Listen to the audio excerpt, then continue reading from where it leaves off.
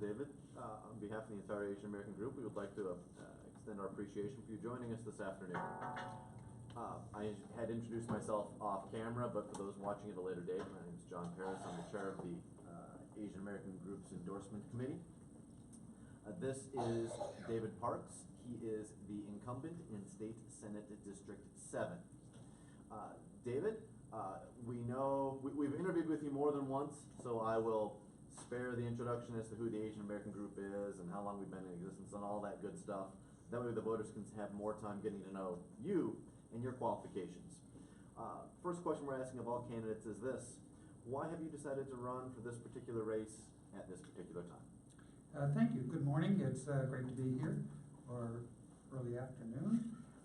My name is David Parks. I'm running for re-election to the State Senate in District 7. District 7 is in the southeast portion of the Las Vegas Valley. I am seeking my third and final term in the Nevada Senate with term limits. We are termed out after serving 12 years or 3 terms, so I'm calling this my final 4. I have served in the legislature for 20 years. I served 12 years in the state assembly before moving over to the state senate 8 years ago.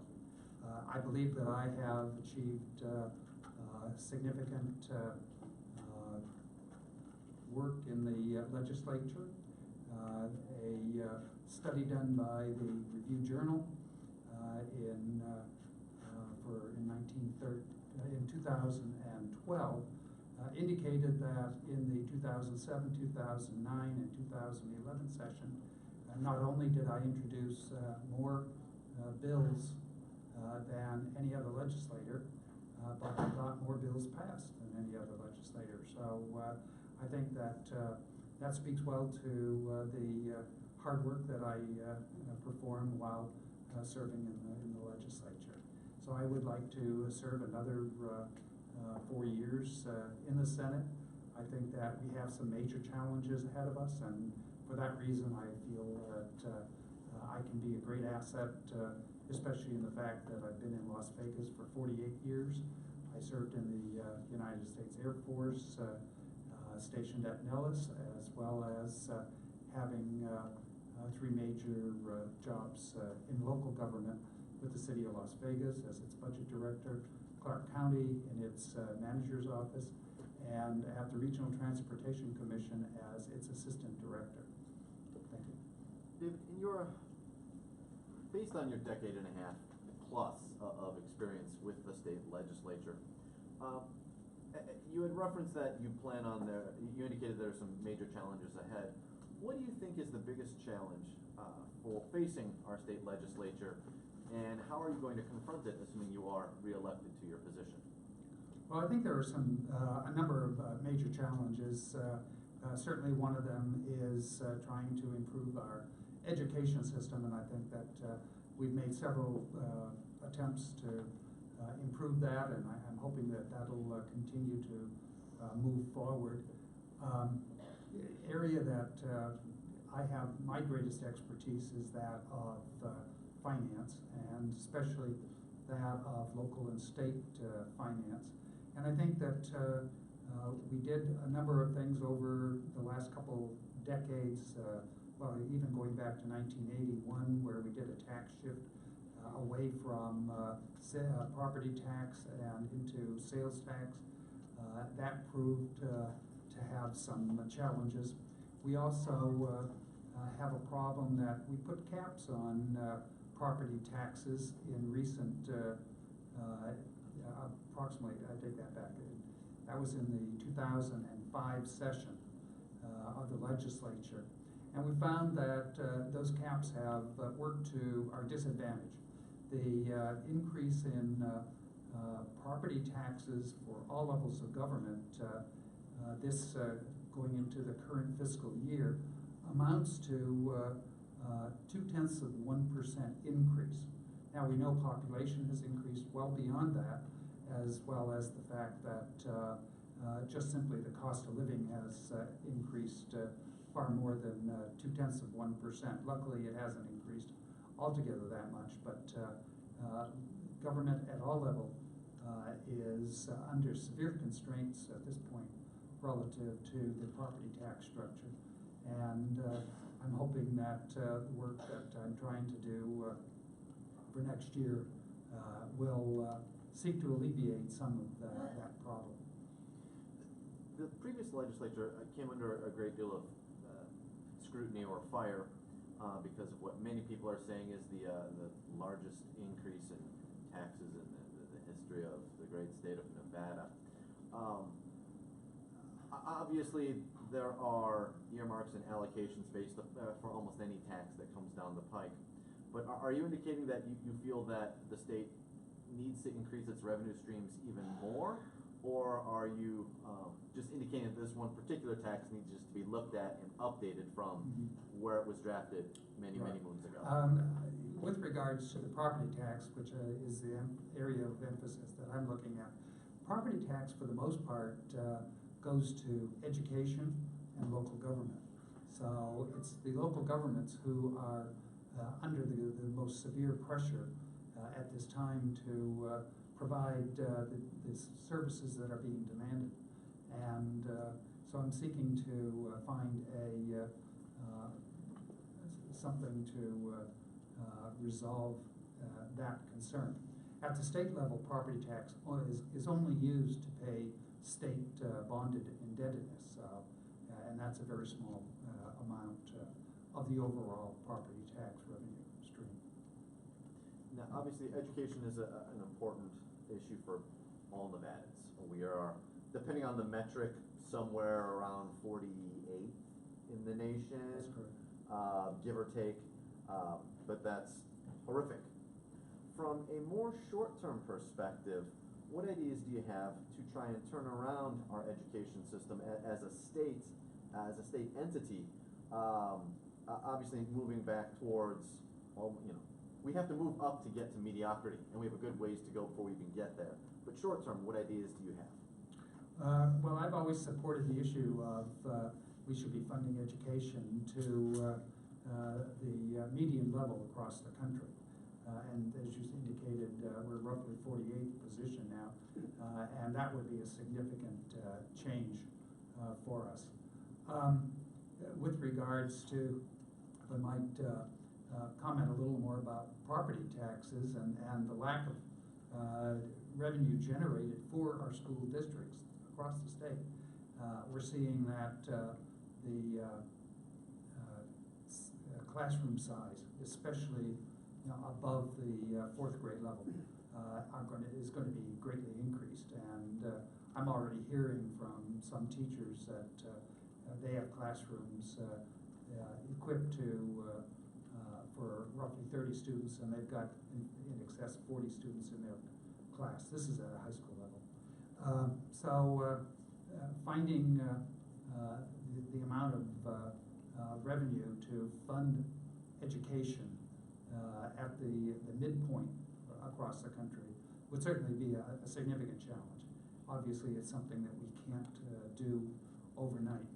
At the higher education level, we've seen increases in student fees as well as tuition costs.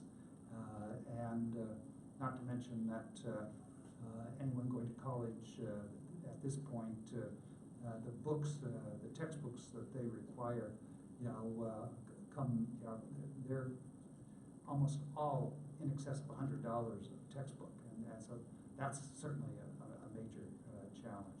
So while my expertise does not go into the technical workings of education, I certainly think that finding additional funds for education would be an area that I would want to work hard at. There's been discussions of breaking up the Clark County School District, which is one of the largest in the nation. Do you have any strong feelings on one side or the other about that particular issue? Well, I do have, I certainly have some feelings about it. Clark County is the 5th largest school district in the nation, and unfortunately, it's a very, very large bureaucracy. One of the problems that I see, and I'm very concerned about, especially given the demographics of my district, is that I don't want to be to see the school district broken into smaller sub-districts that would create a situation where we would have haves and have-nots. I know that some of the schools, from elementary to middle to high schools in other parts of Clark County are far superior quality facilities than those that are in my district, and so I want to be certain that there is certainly an equality.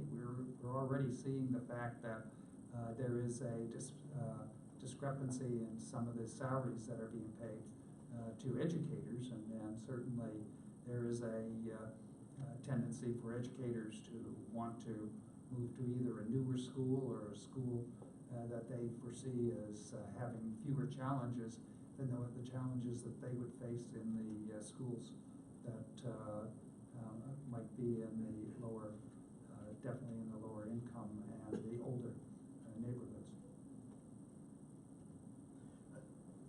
Have you had a chance to review any of the specific plans that have, or I don't want to say gerrymandering because that has such negative connotations, but regarding how they may break up the school district? Well, from a financial background, I'm a little concerned that there's going to be a substantial amount of duplication of effort that's going to cause in the administrative area that's going to take funds away from the classroom experience. Switching gears, this has been a very unprecedented election cycle. Yes. And people who have supported Trump and supported Sanders, they kind of perceive themselves as being either unrepresented or underrepresented masses. What ideas do you have to address the needs of these people, of these individuals who were not part of the political process, and who have now been thrust themselves into the spotlight? What ideas do you have to try and keep those individuals integrated into the political process, so we just have a generation, or so we have just a more active body politic in general? Right. Thank you.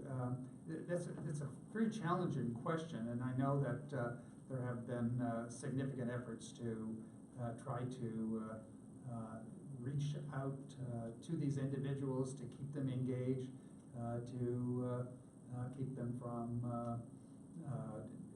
throwing up their hands and walking away in despair, and that's certainly been a challenge, whether it's the Democratic Party or the Republican Party. Democracy is a participation sport, and I think that keeping people engaged is very important, and I know that certainly in the area that I have campaigned, that they're trying to keep them engaged. It is a challenge. One thing we had discussed before you took the stage was the number of special sessions that you have enjoyed during your time as a legislator. And we had discussed very briefly the Tesla and the Faraday issues that had arisen. What ideas do you have to try and continue the momentum that having those more technical or specialized companies come to Nevada? What ideas do you have to keep that momentum and increase the level of high-tech businesses that may want to relocate from California, Texas, Nebraska, wherever, to our states? Well, I think it's very difficult to get a business to just uproot itself and relocate to Nevada. I think that that's certainly been our experience over the years. We see how California is as a state that they have some of the highest taxes and the highest requirements placed on their the businesses within their state. Yet they continue to stay there. And this year, as an example, California has enjoyed phenomenal business growth. So it's not necessarily an issue of the lower taxes being the attraction to bring a company to Nevada. But relocation is always a challenge. I'm always concerned about the fact that we also have local businesses within the state that sometimes sense that they're being ignored. That once they're here, we don't give them the same treatment that we would give someone moving in. Thank you. So one of my concerns is that any program that we would offer a new company coming in from out of state, we want to offer to an existing company in the state that may be looking to expand its services or programs. So keeping that in mind is certainly foremost in my mind. And I apologize to the panel. I've been asking most of the questions. Please feel free to jump in. You know how I will keep asking questions if no one cuts me off. Kevin, you? Kevin, Dennis? I got so many. You can ask two of them that haven't been asked yet. And then I'll ask. Maybe one and a half. For one, Senator, we have proposed a bill that is sponsored by Senator Scott Hammond of the November 12th Asian Culture Day. Please look into it, that it will be on the Senate floor next February. And the purpose of this bill is to unite all Asians together to celebrate about their culture. And so please take a look at it, and we really hope you support it. Now, next question is not really a question. You're all about education as far as I heard. Yes, I do agree with the district being together, because throughout the last year's interview, most of the assemblies say, that we have a problem with the schools is because lack of funding. That's why our kids are not, or say our kids are undereducated. But what I found out is that most of our problem begins with grade schools and under, because they don't have any kind of moral or ethic education at all, and they become very unruly. And I hope we can do something about it. And I will be needing your help in regarding to talk to the school board. We have something very, very simple information that is being reviewed by a judge right now. And hopefully keep in touch with that.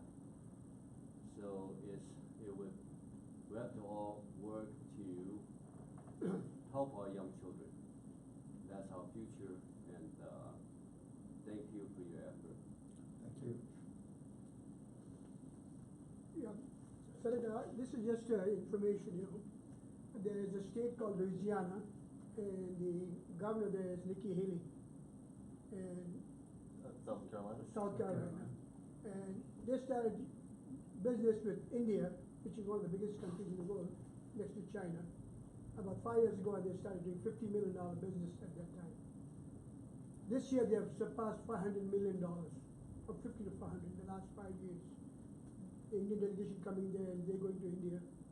And we have tried from the Nevada state, the governor, to give a look to India, which is the second most, powerful country in the economy, and with the population of being, close to 800 million, to go to India and let's duplicate what Nikki Haley could do, increase the business from 50 to 500 million. But we just can't get anybody to listen to us, so just take a delegation, talk to the lieutenant governor too. They are interested in Europe and Australia, England, and go to China. China is already taking, but India was second. Right now, it's the #1 country in the world. China is slowing down a little bit, So that's why I like to get your help so we can do the business. If you look at San Francisco, California, all the top high-tech companies, the CEOs are all Indians. Microsoft, you name it, all Indians, and they are willing to help, help us, because I'm in India. I've been here for 45 years. but we just can't get the support from the Senate or from the governor itself, It looks something. Well, let me look into that. I would certainly encourage a trade delegation from Nevada to India. I know that they've done Pacific Rim and on several occasions. So, yeah, I would certainly support that. Because all the top corporations here in India, in the US, all the big companies, all are invested in India. Because of the population, Yes. Except for our governor, somehow nobody's interested in India. Is sad, and something's not right there. Let me ask around. Yeah, it's now that you mention it, you kind of wonder why not. Yes. I appreciate. Thank you. Thank you. Obviously, jobs and stimulating the economy, not only on a national level, but on a homegrown level as well, is something that everyone is interested in. I'm sure you, knocking on doors, that's the kind of thing you hear on a regular basis. Yes. Might you have any other ideas to try and stimulate job growth? Not necessarily going to another hemisphere to obtain it, but you had referenced earlier not, allowing local businesses the same breaks and benefits that we are giving to other companies to entice them. What other ideas might you have to just stimulate our economy, not only down south, but for the state as a whole? Well, one of the problems that Nevada has is that since our tax structure is set such that we don't have a tax structure set that allows for substantial credits. Now, when the incentives that we gave to Tesla and Faraday are incentives that come about after they've accomplished and achieved certain levels. So they're basically getting back something that a portion of what they put up front. And we have that in much of our legislation that in a similar fashion for existing businesses. But when we compare Nevada to other states, we see that we don't offer some of these incentives because our regulatory and our taxing system is such that we don't tax them in the first place in order to give them the opportunity to get that credit back. So that certainly is one of the challenges. So when we put forward our literature as to why you should move to Nevada, the one portion that seems to be a little thin is that of incentives for new businesses or new businesses to relocate, or for businesses to that expand in order and give them credit back. So this certainly is one of our challenges. Wouldn't it be possible to kind of spin that by saying, hey, you're paying state X 10%, and later on they'll give you 5% back. So woohoo, you get 5% back. Yeah. You get half of that back. We're charging you nothing up front, so you're not paying that 10% in the first place. We try telling people that, but sometimes it seems that they more or less concentrate on not so much what they pay, but what they can get back or get refunded. Yeah. Hey, they're the big businesses, I guess. So Yes. What do we know? And I'm sorry, Dennis, you had just joined us. Did you want to hop in with any questions, or you're good? Okay. Well, we're coming up close to the end of our session, so perhaps you could just finish up by giving us a minute or so on why you think you are the better candidate. I didn't know if there were 2 or 3 people in your race. Why are you the better candidate to retain your seat in Senate District 7? Thank you. I have to admit that I do not know my general campaign opponent. I have not met her. I know she's a young lady who has some very strong feelings and some strong interest in trying to do great for the community. I would have to say that I believe that my experience puts me ahead of those individuals whom I've run against in the past.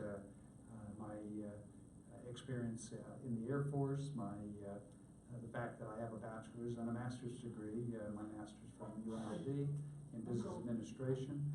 I have 27 years of experience in local government, having been the budget director for the city of Las Vegas, as well as having worked in policy issues with the Clark County Manager's Office, and finally being the assistant director at the Regional Transportation Commission in its fastest growing years. At the RTC, I was also the chief financial officer, so I have tremendous financial background, and I want to put that to use. I think that looking at my colleagues in the state Senate, that I don't think there are any that come anywhere close to the experience that I have. I've worked well across the aisle with members of the other party, and as I indicated earlier, that I've had great success in getting my bills passed.